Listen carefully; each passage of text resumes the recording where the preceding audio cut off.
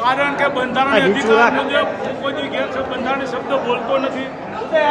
આ તો ભાજપના સભ્યોના ઈશારે માનનીય અધ્યક્ષશ્રી માર્શલોને કહે અને મને બહાર તગડી મૂક્યો છે. કારણ કે હું ભાજપના ભ્રષ્ટાચારો બહાર લાવું છું બોર્ડમાં, એ લોકોને ગમતું નથી અને ભાજપના નામ જોત કઈ કોઈ પણ પોઝિશન છે એ લોકોને નથી ફાવતું, એટલા માટે મને બહાર કાઢવામાં.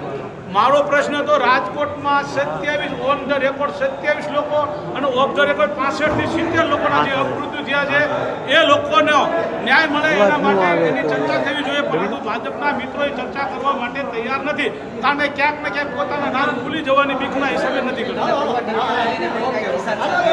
પૂર્વ ટીપીઓએ જે તે સમયે અધિકારીઓને સીટ સમક્ષ નામ આપ્યા છે એવું જાણકાર વર્તુળો દ્વારા જાણવા મળ્યું છે. ટીવીના માધ્યમથી પણ જાણવા મળ્યું છે અને પ્રેસના માધ્યમથી પણ જાણવા મળ્યું છે, પરંતુ હજી સુધીમાં કોઈને ધરપકડ થતી નથી, એફઆઈઆર થતી નથી.